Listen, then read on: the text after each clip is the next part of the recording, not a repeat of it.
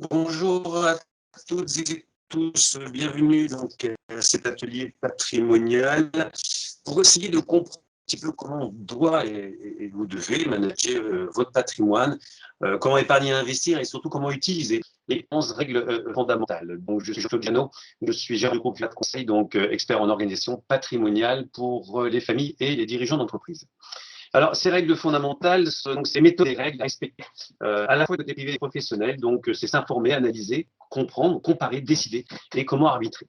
La première règle, c'est que les pertes se réalisent lorsque vous achetez trop cher. Étonnamment, les institutionnels, donc ce qu'on appelle les zinzins, banquiers, assureurs, eux vont rechercher la rentabilité économique lorsque les valeurs sont plus bas pour avoir de la valeur future. Inversement, les investisseurs, de manière générique, vous et nous, vont chercher l'avantage fiscal souvent et la perspective de valeur si jamais il peut y en avoir. Donc, la règle 2, c'est bien évidemment de ne pas gérer son patrimoine comme on le fait peut-être trop souvent. Ce qu'il faut, c'est gérer son patrimoine comme un investisseur institutionnel et faire en sorte d'acheter, on le voit sur cette courbe ici, à une valeur basse pour profiter de la hausse future.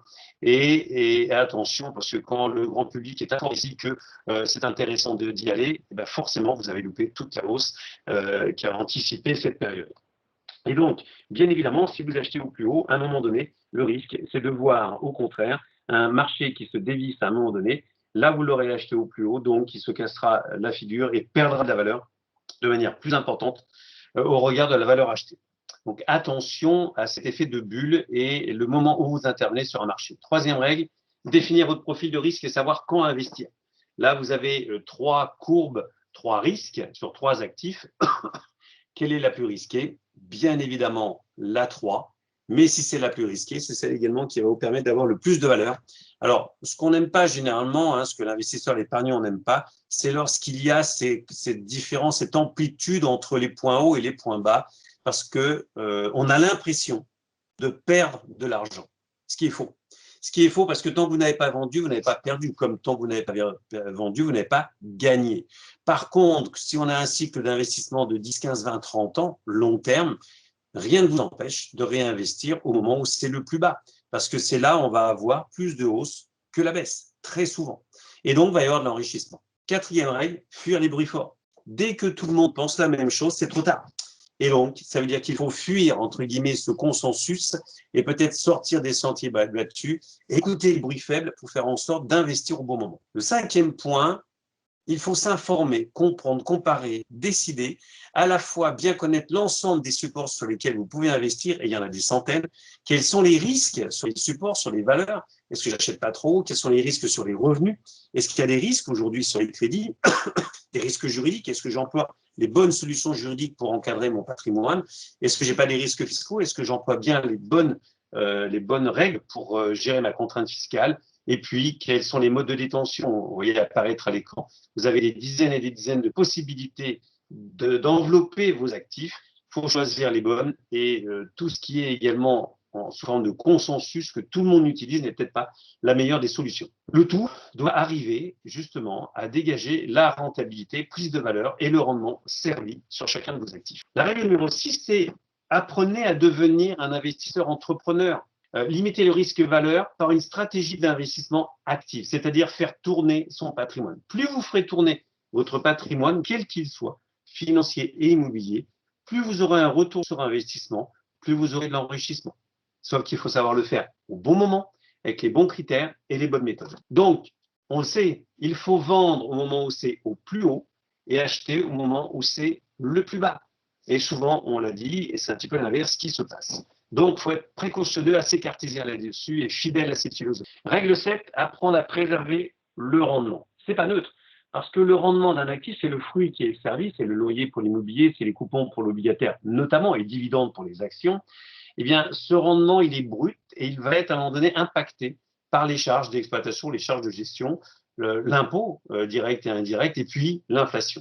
Un petit exemple, lorsque vous avez un capital investi de 100 000 euros à 30%, plus prélèvements sociaux, on est à 47,2 et non pas 45 aujourd'hui, une inflation annuelle à 2, avec un rendement net de charge de 4%, ce qui est déjà extraordinaire, eh bien, ici, ce capital de 100 000 vous dégage 4 000 euros de rendement net de charge. Après impôt, 2180, après inflation, il ne reste plus que 180. j'ai 4 000 qui rentrent dans une poche, mon pouvoir d'achat n'est que de 180 €. Attention, il faut trouver les solutions qui vont vous permettre de protéger votre revenu de l'inflation et neutraliser l'imposition. La règle 8, il faut apprendre à calculer, c'est un peu de maths financière, je ne vais pas passer trop de temps là-dessus, par le taux de rendement interne. C'est-à-dire qu'il faut, sur la durée de détention prévue, regarder en fonction du capital et de l'effort d'épargne que j'ai réalisé, le capital que j'aurai à terme et quel est l'effort que j'ai mis en place pour réaliser cet investissement. Et on s'aperçoit qu'avec quasiment les mêmes sommes, et là, vous voyez que 100 000 € aujourd'hui avec 10 000 € pendant 10 ans, ce n'est pas la même chose que 100 000 € mis immédiatement. Dans le premier cas, j'ai que 4,14, j'ai plus du double dans le deuxième cas. Pourtant, l'effort d'épargne est le même, mais il est différé dans le temps. C'est ce qu'on appelle le taux de rendement interne. Et à chaque fois, on se sert et on doit se servir d'outils pour calculer des taux de rendement interne pour avoir le vrai rendement de ces actifs. La règle numéro 9, il faut systématiquement intégrer la gestion des empreintes passives dans vos stratégies. Avec un mode de financement, vous allez augmenter sensiblement le taux de rendement interne. Vous voyez que à gauche, j'investis 100 000 en cash, j'ai un TRI de 2,74. Et lorsque j'investis avec un crédit sur 15 ans, j'ai un TRI de 3,53. La règle numéro 10, c'est choisir le bon mode de détention.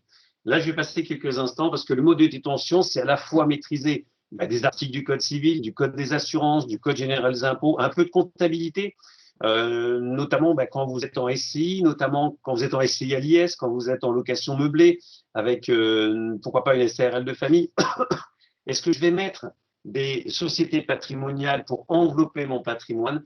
Et ces modes de détention peuvent avoir des vertus si on sait bien les maîtriser. Et l'idée, c'est d'avoir plusieurs modes de détention qui, concomitamment, mis au bout le bout, en fonction des droits que vous aurez générés dans ces modes de détention, vont vous permettre d'avoir une souplesse de fonctionnement, une bonne protection du conjoint, moins de fiscalité, beaucoup moins de fiscalité, faciliter la transmission, etc. Le mode de détention, c'est un processus qui permet de choisir des enveloppes juridiques et d'en déterminer les composants afin d'atteindre vos objectifs. Et puis, dans ces enveloppes de détention, il faut assurer une diversification, ça tout le monde le sait. Sauf que je vais rajouter un mot important, elle doit être stratégique. Elle doit être stratégique parce qu'elle doit faire application des règles civiles, juridiques, fiscales, faire attention aux actifs économiques, le bon moment pour investir sur tel ou tel actif, et puis est-ce que je ne peux pas mettre à l'intérieur certaines protections sociales? Et ça, c'est important, parce que la diversification stratégique, c'est la composante essentielle du processus de performance pour votre patrimoine de demain. La règle numéro 11, c'est apprendre, et vous devez apprendre à créer et gérer un portefeuille immobilier.